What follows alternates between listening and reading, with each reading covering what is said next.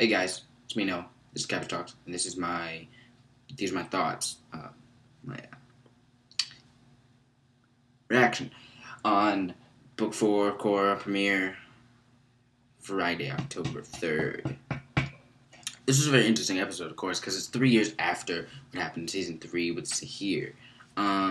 We see that there's this guy named Prince Wu, and he's stepping in to replace his great aunt, who of course was the Earth Queen. And I mean, you already know. I mean, this guy's an unfair ruler. Like, can we not get a ruler that's competent, actually cares about the citizens, and doesn't, seek to abuse their power?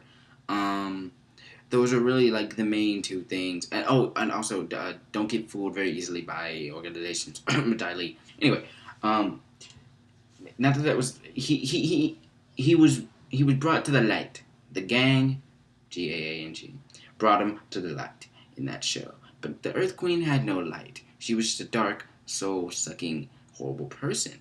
And then she died. So yeah, we have this Wu guy. Don't know what to expect from him. He's not going to probably do much, especially as a ruler. And it sucks that Mako works for him, and I feel bad for Mako. I never thought I'd say that, but I feel bad for Mako, yes. We have the ARE Nation, and it's spread very thin because the whole Earth Kingdom is in disarray, and there's a lot of bandits, and there's problems. But you have a limited amount of airbenders, so they're all trying to, do these. They're all trying to help people, and Kai and Opal, they are two of those airbenders, of course, and they try to help this town, and they can't seem to help them. The bandits, they're just rampant, and they just can't seem to help them. This woman named Kuvira. He's made of sand, not flesh and not bone. We have Kuvira's fiance, who's actually related to Opal, Bolin, Julie, and Varric.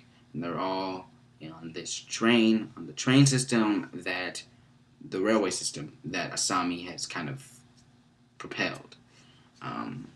Sato Industries is still very much alive. So we have them showing up in this town, and it seems like they're offering aid, yes? But then Kuvira says, basically, I won't help you unless you pledge your allegiance to me. I kind of liked her for a second, but I already knew from the trailer. I'm just like, you probably have like good intentions overall, but you're very flawed. And when we got to this episode, of course, you could see she's very power hungry. So she's gonna be an issue later on. And Bolin and Opal kind of butted heads because Bolin works for her, and Opal's like, "What are you doing? You guys are just leaving?" And because the mayor didn't want to be under her rule, under the unification, whatever, her Kuvira's rule. He said, "Nah, I don't. I want to withhold my culture. I want my people to be my people. I care about them." And she's like, "Well, we won't help you. So we'll wait a day, and if you agree, we'll then give you food." Of course, they eventually agree because they're forced. I mean, they're pretty much forced to. They didn't really have a choice, like he said. Do we ever really have a choice? Opal's she's very disturbed by this, and Bolin. It's not that he's oblivious, but I think it's just the way his character is in a certain place right now, and I can't wait to see what happens to his character and all the other characters as well. We have two long distance relationships: Bolin, Opal, Kai, Jinora. We haven't seen really any Jinora except for a few brief seconds in the first scene. So I can't wait to see what's going on with her. Milo, he's a man now, okay? But he loves you. So just deal with it. Yeah, it's crazy. A lot of things going on, and then of course we have Korra. She was supposed to have been in Republic City for the last 6 months. That's what her dad said, but she hasn't been, obviously. She's been training, and seems to be not doing so great. She gets defeated in this fight that we see. And then, as she's, the guy gives her some cash or whatever for participating or, fighting. And he says, "Hey, you look kind of like this Avatar girl." She says, "I get that a lot." And he says, "Hey, whatever happened to her?" She says, "I wouldn't know." That was very interesting to me. I can't wait to see what happens with her character, because I know this is going to be probably the most character. This is probably going to be the most character.